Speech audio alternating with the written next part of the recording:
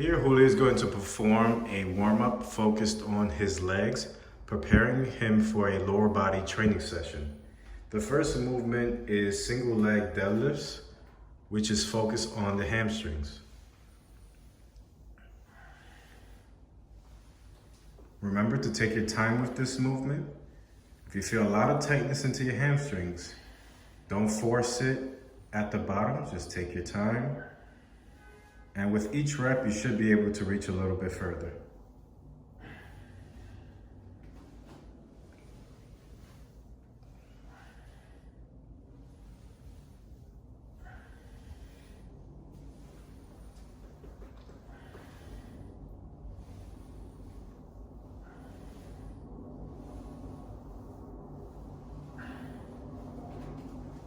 The next movement is focused on warming up his quads.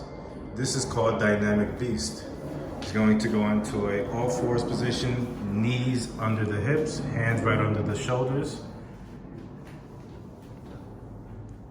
Toes flex into the ground. Now he's going to lift his knees off the ground about an inch.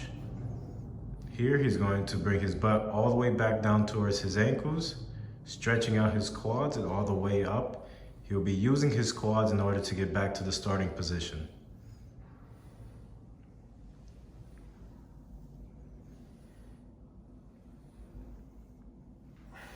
Remember, if you aren't able to go all the way back, ease into it, rock back and forth until you feel more comfortable and able to go all the way back.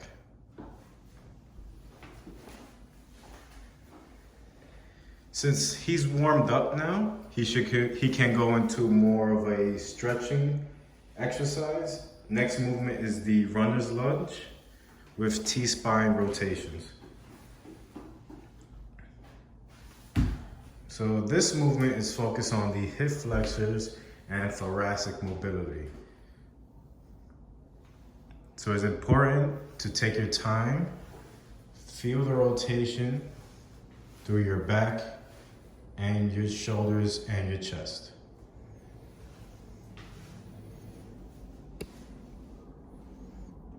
Good, pause right here.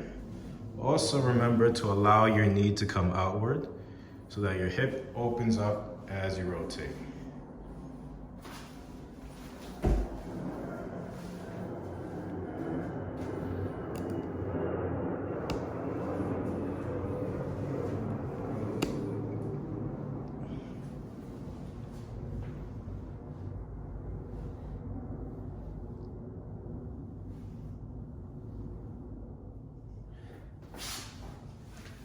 Next movement will be focused on the adductors or inner thighs. Once again, Julio is a little more warmed up, so now we can focus on stretching a bit more. If you're super cold and still don't feel warmed up, you can repeat the movements we did at the beginning of this warm-up. So preferably have one knee on the mat.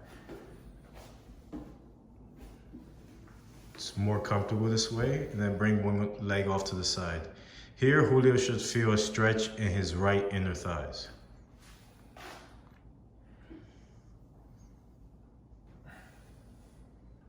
Now, in order to make this a more dynamic movement, he's going to perform reps, pushing his hips backward, keeping the foot flat, and ensuring he's getting a stretch into the right inner thighs.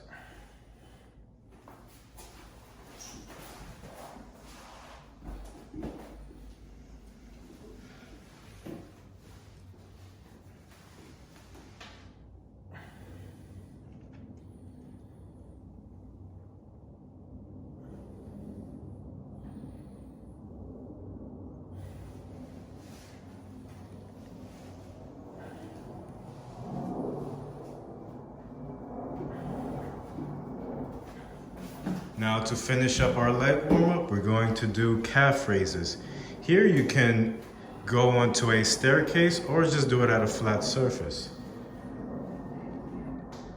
Here Julio is doing it just from the floor, getting all the way up into those big toes. Now if you feel like your ankles or calves are tight, try the staircase variation. Here Julio is going to take the mat, He's gonna brace his feet onto the mat, press his big toes down hard. So now from this starting position, he's getting more of a stretch at the bottom of the movement.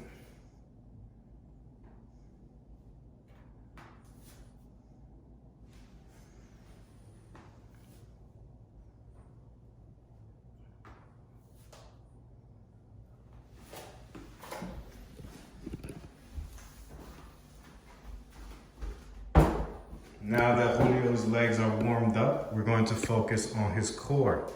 So the core is very important during leg movement because you will be carrying heavy weight onto your upper body. So we'll focus on activating the core, not exhausting you to the point where you're completely tired. So the first one is going to be dead bugs. He's going to lay flat on his back.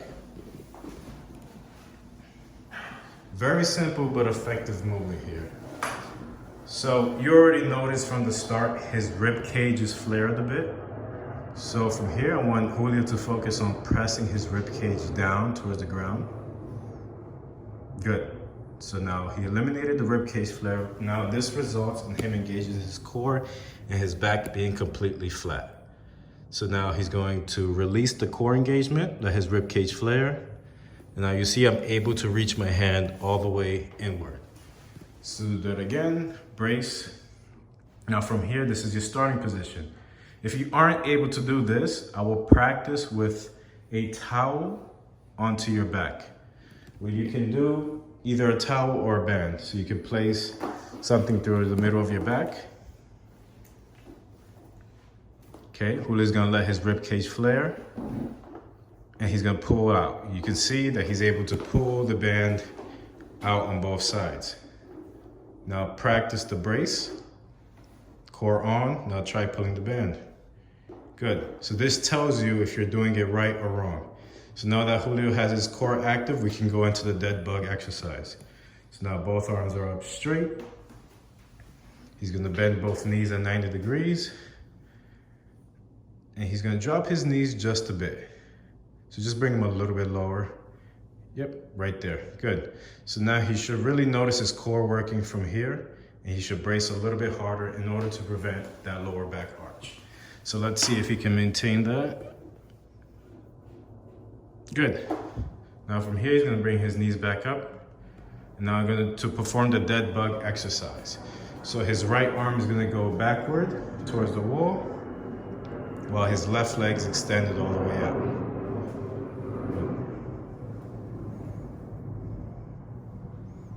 If you have a training partner, you can have him or her check to see if you're able to maintain core tension.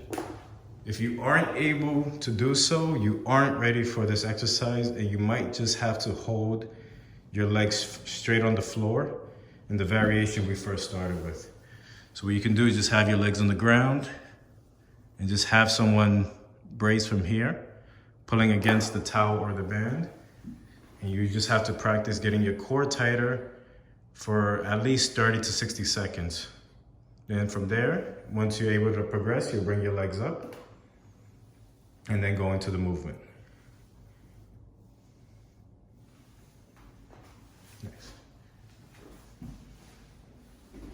Next core exercise is going to be side planks. Julio is going to use the mat for his elbow, and also as a cue to activate his core. So now from here, his top leg is crossed over in front. He's gonna lift his hips up towards the ceiling. Now I want him to think about pulling the mat towards his feet in order to activate his core.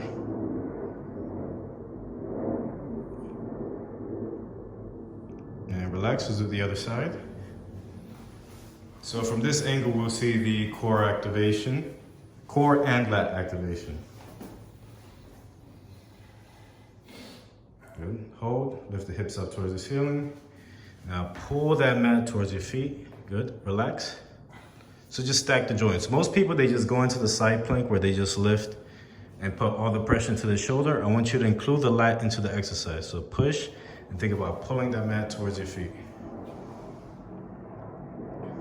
Lift the hips up a little bit. And relax. So now let's finish up with the shoulders.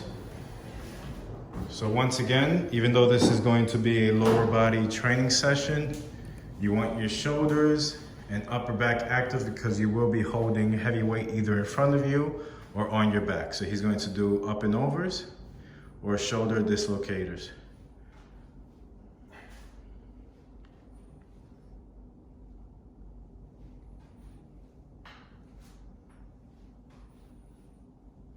Now, next one's going to be banded pull-aparts.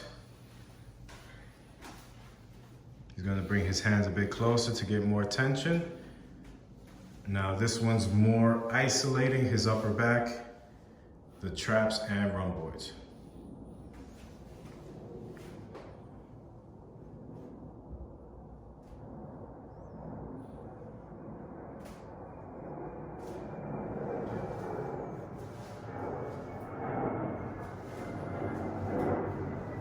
Good. You feel warmed up? Yep.